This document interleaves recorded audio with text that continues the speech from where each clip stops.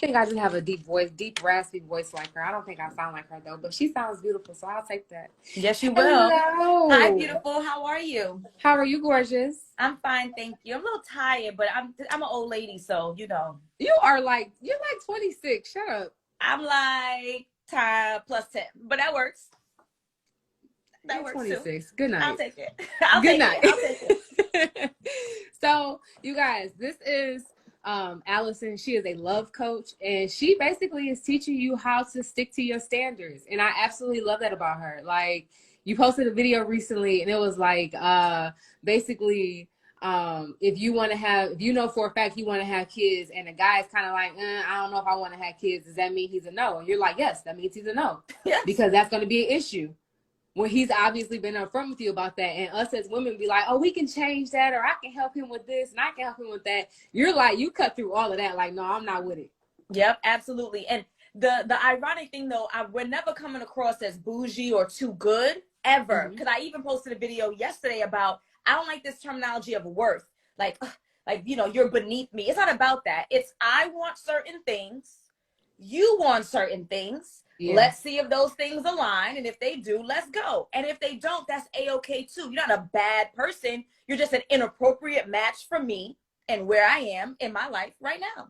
I love how respectful you say that. Like, you're just not what I need for me right now. And that's okay. But that's keep being you. I hope the person that you align with comes about. But right now, that's not what I need going on. Exactly. Exactly. Yeah. That's dope. And obviously, you know how to pick them good. You got a husband, girl. Yes, I do. And the love of my life. And the thing is that a lot of folks don't like to exclaim about their relationships because they're afraid. They're afraid that it's going to go away. They're afraid it's going to disappear. They're afraid it's going to be destroyed. And so they don't want to speak loud and proud about their man or their woman or their whatever. But you better speak loud and proud, because that's how you feed life into it, right? If I'm quiet and I'm hiding and nobody knows I got a husband and nobody knows how happy I am, then that's when folks try to get involved. But let me tell you about how strong our union is and how none of y'all could break it. If it ever did get broken, which would never happen, it's because of something that we decide to do, not because the world feels like they have. And that's something that really grinds my gears. Side note, this idea of I need to remain quiet. Let me shut my mouth. Let me not tell people my moves. Let me tell you, my God and me, ain't nobody stronger. There's no one who has the capability to come into my life and destroy anything that I have going on. Good luck. Absolutely not. Good luck. This idea of, what do you call it, a home wrecker? No. No one can come in here. We wreck. We may choose to destroy, but nobody could come in here and destroy my stuff. Y'all ain't got the power. Y'all ain't got the power. Exactly. Side note, sorry. No, I'm here for it. I recently did a video, and it was about a young lady who said that her friends can't spend the night with her at her home with her husband. But the headline kind of just took the conversation there. And immediately when you hear something like that, it's kind of like, why is that even a conversation? But okay, whatever. And then it went to, well, what kind of people are you around? And then in my head it went to, okay, I respect boundaries for sure. I respect TF out of boundaries for sure. Because I don't like nobody staying in my house. I like my energy in my house how I like the energy in my house, but that goes for people across the board. I don't care who that is, you know. I think the thing that kind of threw me through a loop was how stuck the conversation got on not trusting your circle. And I think that kind of really like messed me up, because it was like, dang, y'all really don't trust y'all friends like that. Y'all don't have proper discernment for picking a proper partner and proper friends. And because she came back around and cleared it up, like, no, it's not that, it's just my boundaries. And cool, it being boundaries, I can respect that. But when the conversation was stuck on this wasn't happening because my friends and you don't want to tempt and all of that, and it's just like, I understand temptation pretty well. I grew up in the Catholic Church. I think I'm pretty educated on you know, the religion behind it. But at what point do we stop acting like we have to coddle men to make sure they remain faithful? I think that comes from a place of fear, and I'd like to also agree with you and say they took the clip, they ran with the clip, and then she did explain a little bit more. I wasn't that excited about the explanation. It made it a little bit better, right? But yes, let's take the root of that and go in the other direction, which lots of other folks did, which was, yes, I'm talking about my friends. Like, my friends cannot stay here, period. Yes, I'm talking about my man. I don't want my man tempted. It comes from a place of fear. And it's because it's so irrational. If your partner wants to cheat on you, they are not waiting for your friend who visits once a year for Christmas to do it, right? They're going to come over, right? They're going to be in the car. They're going to be in the bathroom, on the job. Like, they're going to find a way. But it's this fear. It's just like, I don't want to lose this person, so I'm going to do everything that I can to try to mediate and to try. But it ain't going to work, but good luck, right? So I'm going to look through his phone. I've been with my husband almost 6 years. I've never been through his phone. Never, never, never. I'm going to look through the phone, and then that's going to stop him from sticking his dick in somebody. Or, you know, I'm not going to let the friends sleep up, because it's impractical. But again, when you're coming from a place of fear of, my identity is attached to the fact that I have a husband. My identity is attached to the fact that someone wants me, and I'm better off than you, my girlfriends who are pathetic and lonely, right? I'm better off than you. And so to lose that is not only losing my man, it's losing my identity, it's losing my, potentially my financial security. And so I'm going to do whatever it takes, no matter how outrageous I look and sound, in order to keep that. Yep. Yeah. And I'm happy that we're somewhat transitioning as a people out of certain things. And forgive me, honey, I had like a joint and a half before we even started this going live thing. So I'm starting to see spaceships on Bankhead. My kids aren't here right now, so it's my last day. So when I smoke, I like start thinking about like out of like next level type things. My mind goes to, geez, like how were you feeling in that moment, or what have you experienced, or what have you gone through? Like my mind start going to deep stuff like that. You know what I'm saying? Like instead of just like the surface conversation of what's going on. But I don't want to stay on that. I want to talk. It's a couple things. I really respect your point of view on stuff, and I really want to. There's a couple things I want to tap in on. The word narcissist. Oh Lord. As a relationship coach, how do you feel about the word narcissist? And do you feel like, do you do like couples relationship coaching too? So I offer it, but I have to tell you, I'm not a fan. Okay. It's not my cup of tea. Like I would much rather work with an individual, male or female, or however one might identify, than work with a couple. And the reason is, just again, as a side note, the reason is because with couples, normally there's one person who really wants it, another person who's just tolerating the other human being. Yeah. I want people who are focused. I want people who are energized. I want people who want to make a change. And normally that's going to be the one person who says, sis, I need you. I need to book a session. So yes, I do. I'm not a fan. I'm not a fan. I'm trying. How can I need to move this. I can't see your whole face, and I like seeing faces, but it's because of my thing says comment. It doesn't matter. It's all good. So I want to talk about next our situation, how we met actually. Wait, we didn't get the narcissist piece. Oh shit. Okay, let's talk about narcissism. Yes. Sorry. Okay. I got distracted by that bottom bar. Like it says, like I don't want to earn any money. I'm not trying to earn badges. I just want that to go away, and it won't go away. Well, what I do is I just it's hard to describe. Like I click on my face, like right above me, and then the comments just go to two little lines at the bottom, so it's not scrolling across my whole face. I don't know if that helps. I just touch, like right above, just touch. Doom, doom, doom, doom. Just touch right there. So the it's not working. It's fine. It's okay. So there are so many terms and words that are overused and misused, and it's quite annoying, I have to say. I have a master's degree in mental health counseling, and even I am not qualified. See, I knew you knew what you was talking about for real. I have a master's degree in mental health counseling, and even I'm not qualified to diagnose people as stuff. You don't know. Half the people who's using the term narcissist don't even Google it to really understand the true definition, and I'm not in a position to diagnose anybody. Everything's toxic. I'm just so tired of the same terminology being used over and over again. So I'm not a fan. And I think that people like to use that term because they know everyone's gaslighting you. Like, okay, we need to first understand what these words mean and then make sure that it fits our particular circumstance. Just because someone's an ass to you or cheats on you or is dishonest or disloyal does not make them a narcissist. Like, that is there's a whole definition. And someone asks, I don't know. And that's my point. I have a master's degree in counseling. That's my point. I can't tell you at the top of my head. So you know that these folks that's on blogs and in comments just talking willy-nilly, describe the behavior. This person misled me. This person lied to me. This person cheated on me. This person abused me. They spoke down. Whatever. But please, y'all not clinicians. So I'm not a clinician. So let's stop. To answer your question. Boom. Boom. That's right. So if one of your clients was dealing with someone that they kept saying like, oh, that person was a narcissist, that person was a narcissist, with you as a coach, how would you help coach them through that situation? So I'm very practical. I'm from New York. You know how we are. Like, we just go for the jugular, right? And many times if they use terminology like that or anything along those lines, I said, let's Google it. Let's Google it. Like, I want to Google it. I want to get a definition. I want to understand, especially like people use the word loyal. Remember when everyone got the loyalty tattoos?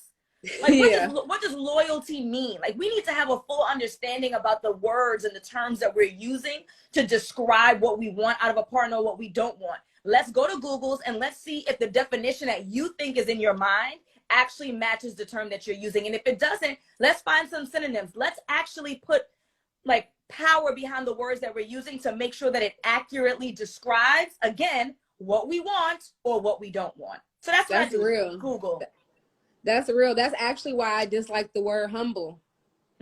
Like, me and the word humble got a real beef going on, because it's just like I don't really too much vibe with it like that, and it could just kind of stay where it's at, because the definition is one of the definitions is that to have low estimate of yourself, and that'll never be me. So no, like no. I don't have to be cocky in order to not be humble. I can just be myself and just be who I am in my own awareness and whatnot. Yes. But I really like and probably because I'm such a direct and straight shooter with stuff, I really like your approach to how you deal with people. And I really want to know, like, what's your plans for the future when it comes to coaching? Like, are you looking into do you have your own podcast? Are you, writing a book? Are you, pitching your shows? What's going on with you? Because you have a lot. I like what you do, and I like your brand a lot.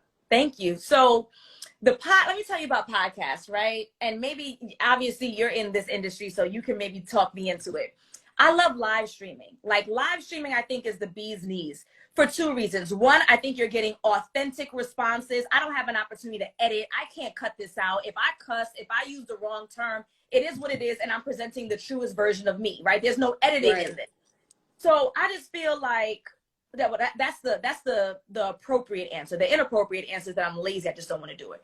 But I feel like live streaming is just so easy peasy. I DM you, sis, you want to go? Let's go. We come up with the topic and we just talk, and it's just so natural. Where podcasting to me requires a lot of expectation, that editing and clarity and mics, and then you want video, then you want YouTube. So no, I am thinking about a book. I'm thinking about a book, hard thinking. But my husband and I are working on expanding our family. So I'm kind of juggling what next steps look like. It probably looks like just more consistency in regards to creating content and continue to coach, because that's what I do. I coach singles to help them find the love and commitment that they deserve. I work with groups. I work one-on-one. I do master classes. So the immediate future looks like continuing that as well as growing our family. But I do intend on writing a book probably by the end of the year. We shall see. That's lit. I love how you said that. Expanding your family. Yep. That's the plan. That's dope. That's super dope. So, yeah, we're going to talk about podcasts more too. Just me and you off of this. But yeah, outside of that, like, that was just stuff I wanted to talk about, girl. What you want to talk about? What's going on in today's conversations? Yes. Today's conversations, not this evening's conversations. So today's. I know when we connected, we were talking about boundaries and how you create them and how you stick to them, right?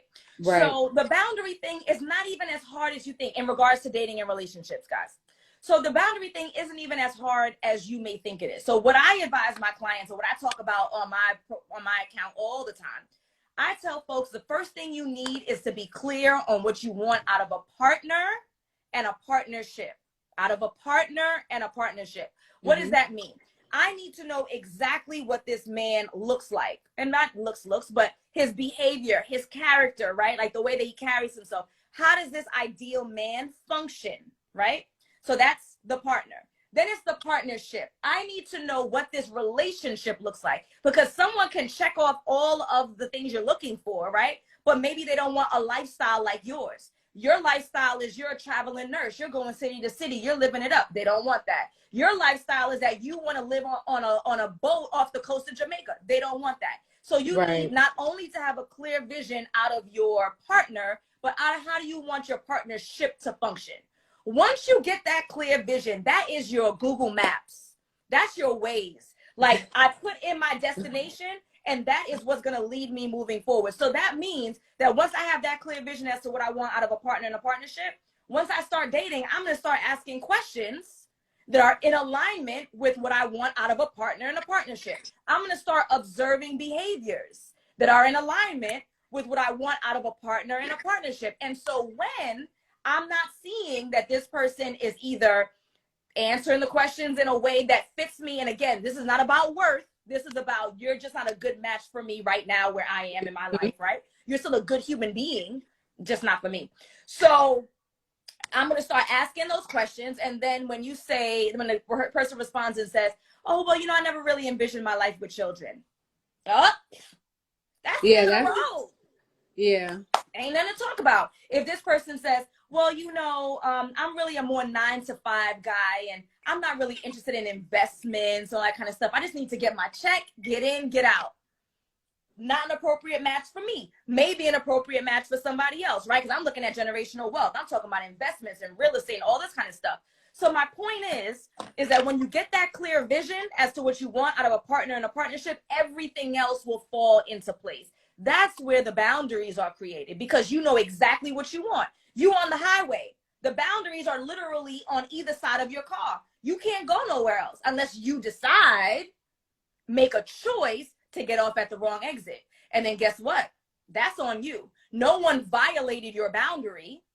You violated yourself. You allowed folks to take advantage of you. I'm not talking about like abuse and things that are in that regard. Yeah, right? no, you mean like, no, if you don't want people staying at your house and you let somebody stay at your house, you allow someone to do that to you. Absolutely. Right. So once you're clear on what you want out of a partner and a partnership, everything else is created for you. And like I said, unless you decide to get off at the wrong exit, you knew that was the wrong exit, you knew where you were supposed to be driving to, then we'll see what happens thereafter. Yeah. Those people definitely ignore red flags. And I don't know if we all have done it to the extent of, like, I did it. I've done it for sure in my past. Like, ignored red flags. Oh, I can do this. I can help change, or I can, it's so much. And it's like, almost like you make yourself the victim in situations. Mm-hmm. Absolutely. Absolutely do. Like, you're breaking your own heart. You and the dude is over. You and the chick is over. You on his Instagram. You on her Instagram. Why? Checking for what? Mm-hmm. Checking to see if he got somebody new. You're breaking your own heart. Checking to see if he's living life. He in the club. He popping bottles. He in Miami. He driving. You're breaking your own heart. You're doing it to yourself. You remain in contact with his friends, his mother, his sister. Many times we are victimizing ourselves, and we're setting ourselves up for failure. And then we're upset when we don't get the results that we want. There's a real lack of self-reflection. How much of this am I doing to myself? How much absolutely. Of this circumstance did I create? And what's problematic about that is that as soon as you really take the time to reflect and be like, yo, you know what? I really was wilding. Like, I really did let him get away with murder. That was on me. That's when the healing begins. And that's how you allow yourself to never allow it to happen to yourself again. But as long as you allow these people to take advantage of you, it's going to continuously happen. New face, same behavior, and it's niggas ain't ish. Yeah, it's everybody else. Yeah, it's you treating yourself like you ain't shit. So why would anybody else come around treating you like something? It's always everybody else. Like, at some point, like, you was in math class, I was in math class. I learned about common denominators. Yeah. right? There's something that's repetitive here. There's a behavior that's repetitive. And I just cannot imagine that it's all the chicks ain't ish. All the dudes ain't ish. At some point, you gotta grow up and be like, yo, it's me making some poor choices. And then let me do some deep dives. If that means therapy, you could do sweat equity. If you want to go YouTube and podcasts and books and read, fine. If it's going to be therapy, fine. If it's going to be a coach, fine. I'm not pressuring you to hire me, but figure out what your problem is. And if you can't do it on your own, then at some point you need to hire somebody to give you the insight that you don't have the ability to ascertain on your own. Or to navigate to yourself. No, I 2000% agree. I do. And you're very, I think that too. I think you're very New York with your delivery, but it's still very much so lovey and still much so I try. professional, but it's still New York with it. I love that about you though. I try. So yes, you were saying though that you want to talk about how we met. So that was my piece. I just want to come on and talk about that, but you go ahead now. Yeah, no, so I keep trying to, first of all, I got a couple of comments to acknowledge. I've had a filter on this entire time, and it has nothing to do with marijuana consumption. It's just been on, and I actually was trying to turn it off while she was talking, and that's why that kept happening and going through those different filters. And Mr. Glover said that I concentrate better while high. And Mr. Glover, you are absolutely right, because I was just all in on what Alison was saying, forgetting that I'm actually supposed to be talking back to her because it's her and I having a conversation. I was super into the whole conversation from her end. So you're super right. I am very much so focusing properly right now. So there we have it. Now, back to our conversation. Yes, I want to call her Dr. Alison so bad. Maybe I'll help speak it into existence. But I don't know. If Joe not forgiving these loans, that's a dub. Yeah, no, I feel you. But Coach Alison and I met. She was in heaven. I was in hell, right? One can say. We were filming for Ace Metaphors tonight's conversation, and she was on the side that's like really, really nice and had good conversations and positive and was just uplifting and all of that. And I was down where all the hood, like if it was like they were like a day party at like a Ritz-Carlton where it was really more like a brunch, and we were like King of Diamonds. Like that was the difference. I didn't understand why I couldn't hang out at the Ritz at the brunch, but it wasn't for me. Alison was at the Ritz. But you obviously look at her. Isn't she classy? Like this whole situation actually makes absolute sense. I definitely belong at King of Diamonds, and you definitely belong at the Ritz. 2000%. But check out how many of the episodes have rolled out, how successful those, at least at minimum, the clips have been. Like they're going wild. So even though I know you say the King of Diamonds, but there's still super valuable conversation. No. I don't say that. I'm not saying it. I'm not saying it in a way of like it wasn't dope, because it was dope as hell. I met Keita Rose. Keita funny. Like Keita is next level funny, right? Richie talks the same way he talks in his videos. He talks in person, and that shit is hilarious to me. Like, the love doctor. There you go. I'm about to pin that. There you go. Love doctor. Can I pin that comment? Yeah, there you go. Who else? Mike the Poet was dope. Ace himself was really dope. Alison obviously was super dope, and some of the people that was with her was really dope too. It was a cool experience. How was the experience from your end in heaven? So the joke is, you're calling it heaven. When we were there, they were calling us the healing panel. we were the healing, like, oh, y'all part of the healing panel. It was cool. I mean, it was hectic for me. I've never been involved in anything like that before. I normally do a podcast. It's one episode. You hop on Zoom. Maybe I go in person, record and go. But Ace Metaphor, he's on a different level. Like his ability to plan, organize, get people from across the country who have beautiful, varying ideology. I mean, it was definitely dope. I was super excited to be there, and I can't wait for my episodes to roll out. But again, we were the healing panel, so I'm sure we in the back. Yeah, we gotta break some shit up before y'all can heal it. Yeah. So you know, so hopefully my episodes come out soon and I can see some valuable stuff. But I know I really enjoyed it, and I think tonight's conversations is like the probably, I hope, goes to #1 super soon, because it's an amazing podcast that I've never seen a panel, especially from season 1. I've never seen a podcast launch in such an organized and valuable way. Normally people start in their house, but this guy is different. But yep, I super enjoyed it. Met a lot of dope people, including you. So happy that we can connect. And yep, that's that.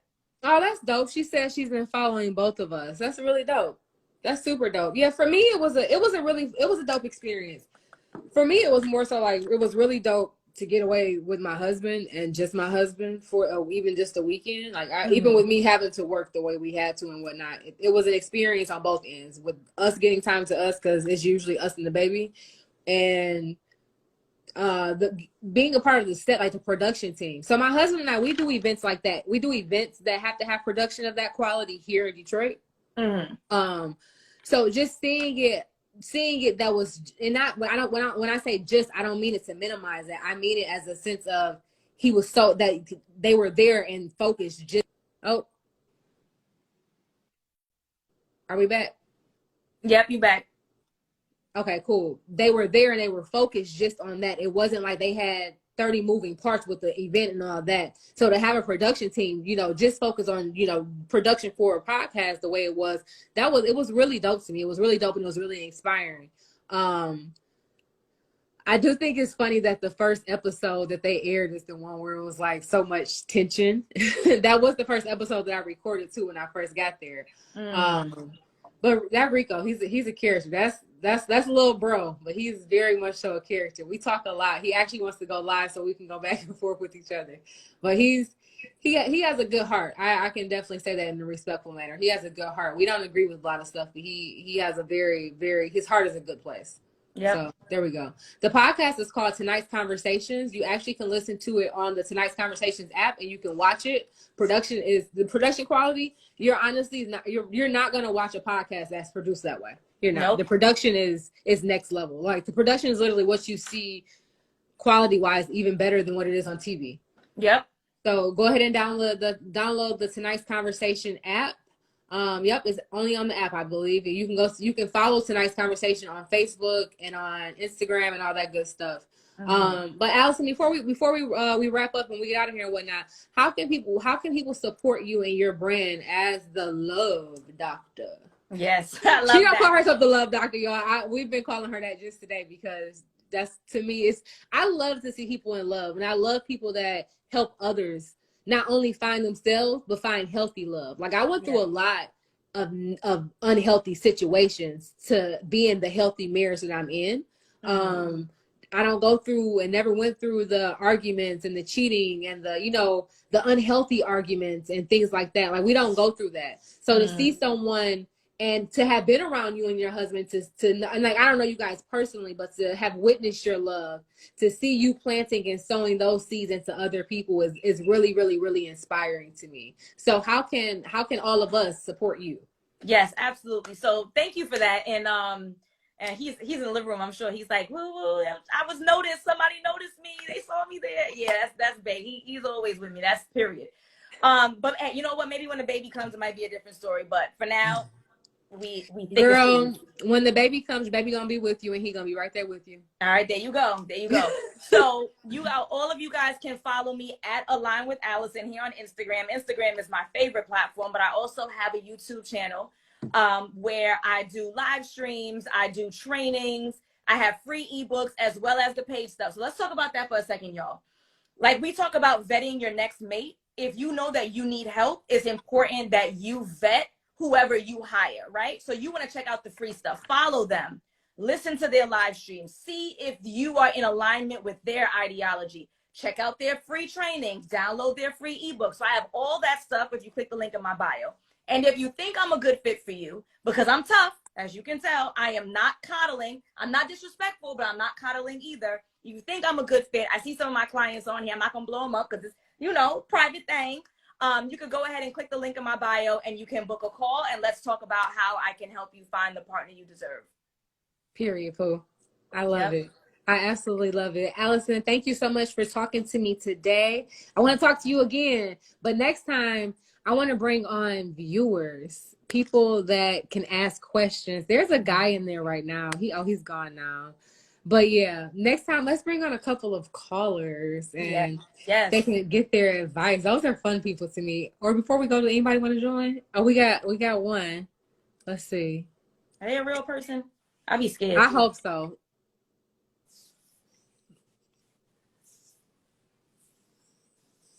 You don't want to join. Oh, there we go. Oh, I was talking. There you go. Hey. How you doing? How's everything going, ladies? Good, good. How are you, cousin? Huh? How are you, cousin? What you got to I'm ask good. a question about? Well, I just wanted to ask you a question about, you know, the overall dynamic in relationships between men and women these days. Is it like, it seems like that since women are leveled up, that men have became a little more intimidated or more aggressive in bashing these women, as you know, because they don't have no other way to come at them. So, you know, how do y'all women feel about that? Do y'all feel like what I'm saying is accurate, or do y'all feel like, you know, that you know, these men are just mean or overreacted men? So I'll tell you this. I think that a lot of what we're seeing, one, is magnetized by the internet, by media, right? We're blowing it up. We're making it seem like it's a problem that's it's just across the Black culture or across relationships of men and women.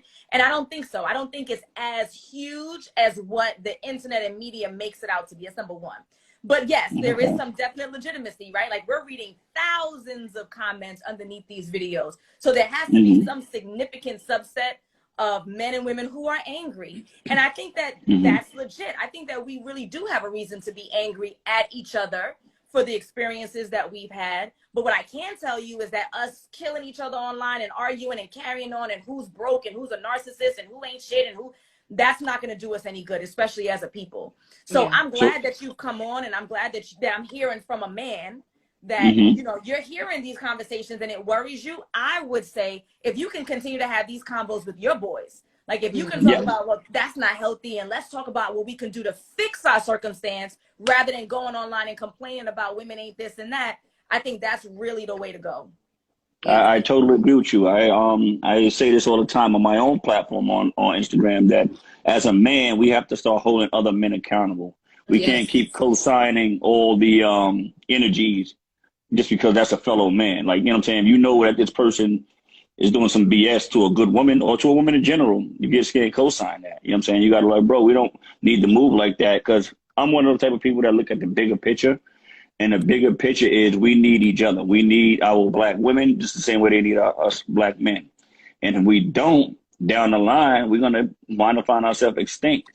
Oh, I have one last question for you, ladies. I don't know if y'all saw the video with Columbus Short and his recently, you know, running with the law for domestic violence. And I was reading some of the comments under the video, and it was basically saying that we don't know what, you know, what caused him to do that. And, you know, there was always an excuse for once a man reacts a certain way from other men, like, yo, you don't know the other cause. I'm like, yo, and me personally, I'm going back and saying, oh, how you even justifying or asking the question when this man said he beat on his wife? There's no reason to do that. You know what I'm saying? But what do you women think about Columbus Short? I think he's an unfortunate situation. I think that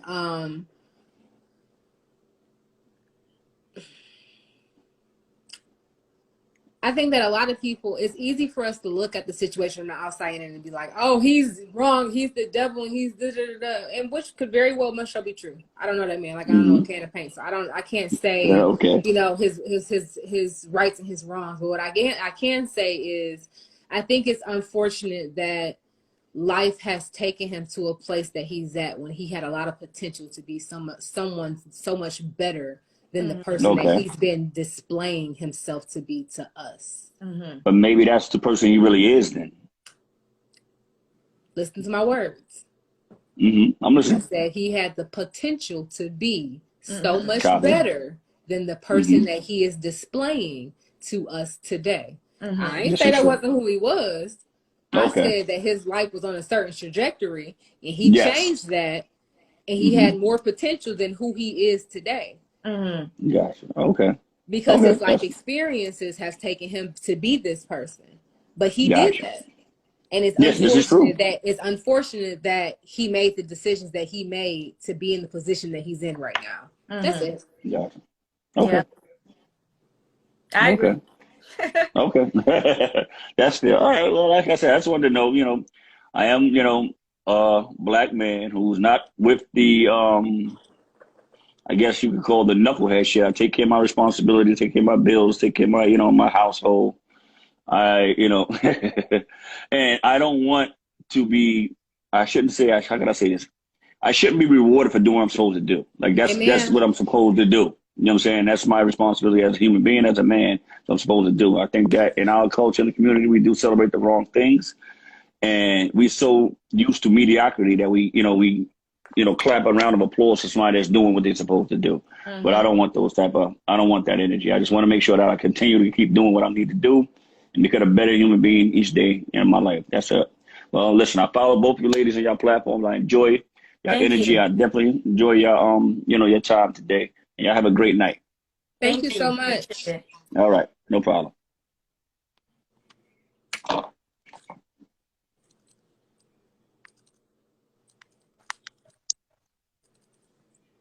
Hello, cousin. Hello, good evening. Actually, I just had a comment. That last guy, he was pretty good, but my comment was, I just think you guys do an amazing job. Oh. Thanks for talking about the podcast, because I literally live in the same city as Ace, and I never knew there was a podcast. Yes, and you got to get the card deck. Tonight's conversation. I have heard about the card deck, and I know a couple people who have it, but I'm definitely more interested in the podcast for sure. Yeah, you got to get to it. The podcast is hot. I'm definitely trying to look into the young lady who I just met today on your show. Interested into her content to see what she has to offer. But I really, really like what you've been doing these past couple of years. This is my first time actually like hearing you live in a long time. Thank you. Yeah, I be going live sometimes, but I got these babies. Oh, you got small ones. What are their ages? I'm this person, so 20 months. 20 months. So you're brand new. 8 and 12. So 8. Okay. Yeah, one's almost 2, one's 8, and one is 12. Okay. Yeah, I'm in a similar situation. Mine is 10 and 11, but I just moved into a new house, Beautiful. so it's a lot. Well, congratulations on moving and leveling up and providing for your family. Yeah, I've had a business for 12 years, but this will be my first time having employees. Congratulations. That's huge. I heard some statistic that said like 95% of Black-owned businesses have one employee, which is the owner. Yes. So that's amazing. Congrats to you. Yes. I actually been involved with an organization that helps businesses grow, and that's the only reason why I've been able to do it, because if by myself, I wouldn't have been able to accomplish anything. What's the name of the organization? Let's put it in the comments. Well, actually, it doesn't exist anymore. It used to be called the Black Man's Think Tank. But it doesn't exist anymore. I don't believe so. But it's in Dayton, Ohio. Basically, that's gave me the ability to be able to start my own business and grow. That's what's up. Congratulations. Yeah. I'm really happy for you. Thank what type of business is it? Can you let us know what the business name is and all that? I do landscaping. Okay, hey. Yep, I do landscaping. But I'm starting to get into home repairs and car repairs, but I really want to stick to the landscaping because I can't really get employees to do the other two parts. But anyway, that's all right. I love what you two are doing because it's exactly what you said earlier. The guy actually said it. We uplift and congratulate the wrong things currently in the community, and that's usually what gets the views. Yep. Stuff like what we're doing is kind of like gets pushed to the side, but it really helps us to move forward. And really, I think the entertainment aspect of it, the drama is really what is popular, and it's really sad that stuff like what you're doing doesn't get like more, It's okay. We're about to get it there. Listen. Let's go. Thank you so much. Thank you so much for your time and your energy today, bro. It was really, really dope. I'm about to add somebody else to the call, so talk to you later. See ya. But I'm really glad that he said that while you find someone else, because that a part of that problem is us. We're the ones who are liking. We're the ones who are sharing. We're the ones who go in the comments and argue down people. Like, if we don't feed into it, if we think this is a message that's inappropriate, that's not in alignment with our core values, then why? We're the ones who sharing the video and then mad because it gets mad views and likes. Stop sharing it. I don't even speak these people's names. Like, if they're not in alignment with what I'm trying to do, keep it moving. Find the content that feeds your soul. It's literally called a social media feed. It is feeding you. So follow the people who are in alignment with what you're trying to do. Agreed, 2000%, which is why I follow Snoop Dogg. Word up. And this is why I follow you. I love how down to earth you are, Allison. Thank you. Thank you, thank you, thank you. Let's take one more call and then we're going to get out of here, okay? Pick a number 1 through 7. 7.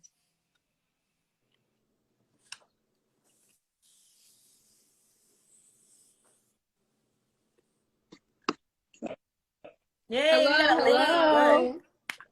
hello. Hello. Thank you so much for bringing me up. Yes. So my question is, and I guess this is like the theme now from the last 2 gentlemen that were on, about from the ladies' perspective and from my for what I do, how do you both think we can start holding our fellow sisters accountable? Because to be honest, there's a lot of fuck shit that be going on. Ooh, you know, yes, when we are dealing with drama and tribulation from our emotional place, especially in relationships, we know we start getting bitter, we start acting out revenge, and that is the type of things that are killing our family. They are destroying our families. So I'm curious on both of your opinions on us holding women accountable to say, hey, that ain't right. Like, you know, that ain't the way to move. There's a better way. So So I would say similarly to what I told the gentleman, like, I'm glad that you're saying this on live with us, but it really starts with conversations amongst our loved ones. I think the irony is, though, is that women many times will tell each other when we on some, I'm not going to say what you said, but it was good, when we on that stuff, right? So we definitely do. And I think what the problem is that many times we cut each other off as a result. When you tell one of your girlfriends that she's on some BS, she'll be done with you. She'll never want to talk to you again. So I think it really just takes some reflection on, I love this person. This is my sister. This is my best friend. If she's telling me that what I'm doing isn't right, that I'm taking advantage of this man, or I'm not giving people a chance, or whatever the situation is, instead of me cutting her off, I need to put myself in a position to listen. So perhaps the approach might be, which is not my natural approach, we may have to take a little bit softer. So it may have to say, hey, babes, you know, I noticed the way that you and Tommy are interacting, and have you considered versus, you know, you doing Tommy wrong and you need to stop with that. So maybe we do need to do a little coddling. Again, that's not my normal swag. But women, honestly, Allison, honestly, that's not coddling. That's knowing how to handle people. Because to somebody like me, you could say, now, Randy, you know you on some bullshit. Whereas to my sister, who's going to shut down with that energy, I have to approach her in the energy that I know she's going to receive.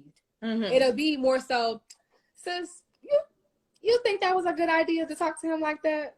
Or you think it was a good idea to go out and do that? And that to me isn't coddling. Coddling would be, let me go pick you up and listen to you talk your bull crap and kind of give you a couple of, oh, that's okay, or that's normal type. That to me will be coddling. I think talking to someone in the language that they're going to receive, that's just smart strategy. Like that's just strategic. If you want their ass to listen, you better talk to them like they're going to receive it, because if not, they're going to shut down. I almost Speak their feel love like language. That's a good one. Yeah, I almost feel like you gotta say it in multiple ways. Like, you know, you add the fuck shit in there, but then you also, but you know, maybe there's another approach. Like, you need to record everything 2 or 3 times in different ways. So I think you have to know your friends. I think, like, for me personally, my friends know what not to bring to me, because if they want to avoid a certain energy. My friends know not to, if they're married, they know they can't come around me talking about no dude they've been flirting with online or something like that. Because number one, I'm probably gonna put some ice on you about for a couple months because I don't be around that type of mess. But number two, I'm gonna tell you about yourself. Yeah. And because you know who you dealing with and how you dealing with them. Because if you in my circle, my close circle for real, you know how to deal with me, and you know how I'm coming every time for real. You know what I'm saying? Like I know how to lead. I'm leading with love, but you gonna get this conversation. Like it's just that simple. You know what I'm saying? So you have to know, your friends have to know you, and you have to know your friends. My friends know, like I said, they know the conversations to avoid with me. They know what they can bring to me and what they can't bring to me. And because they know I'm not going for the, like you said, you know, calling them out on their crap. They know I'm gonna be the one that say, hey yo, it's not mathing right. This energy not cool. So I think it's just more so, you know, putting boundaries in your own personal life on certain levels too. Like, okay, for people to even be able to say they can come to you with some bullshit, that says enough about you too. You allow the bullshit. Yeah. So do you use that same approach with people that you don't know that aren't in your circle? Like I imagine Miss Allison, like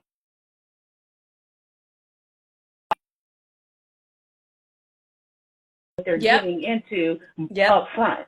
So in a situation like you, Randy, where, you know, you're working with different clients, you know, y'all making moves, making projects or whatever, these people don't know how you roll in, how you come in, like, don't bring me that BS.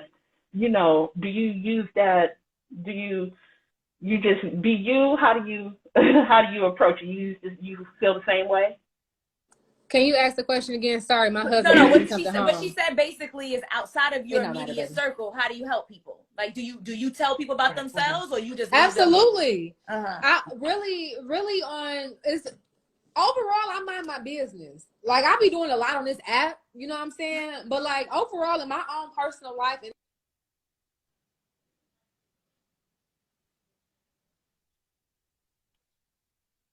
personal business outside of my circle that I give access to me off of social media. You know what I'm saying? But I don't really think. I think the most I do as far as anything like that would probably be my videos. Me too. So it'll be my immediate circle, and then the way that I socialize online, I might try to correct some behaviors and help people in that regard, and then the people who pay me, because this is what they've invested in. Bingo. So that's a different story. But other than that, for the most part, I'm big on minding my business. Yeah, and I know that might not be I'll say that too as far as my life coach clients. I mean, obviously I have to tell them about themselves sometimes, but besides that, even that, I've kind of learned how to sweeten it up when I want to. I don't always sweeten it up because everybody don't deserve that to me. Gotcha. Okay. Well, I thank you both, beautiful queens, for your time. And I'll catch up with you, Randy, later. But thank you so much. I'm so happy to discover you, Allison, and I'm already following you. So I can't wait to check you out more. We're meeting on the 19th, right? Yeah, you just need to let me know what time. You tell us the time. Well, 10, 12, or 2, whatever time works for you and Allie. All right. I'll email you. Okay. All right. Have a good day, ladies. Thank you.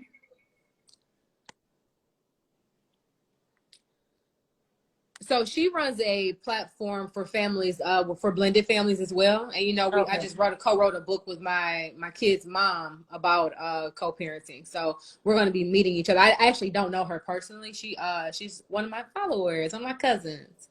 Oh, nice. Oh, so yeah, girl, this was a good talk. Yes, ma'am. And I'm happy we got to go live with people. This looked like a fake page, so we're not going to go live with that last page. But yeah, we talked about everything under the sun that I wanted to talk about today. Yes, ma'am. Hey, okay. Great. Well, thank you for your time and your energy. Yes. I appreciate you. Thank you so much. And we'll get together and we'll talk. Absolutely. Yes, you guys make sure you follow Align with Alison. She is pinned right there. Go for it. Follow her today. All right. Think about it. Good day. Have a good one.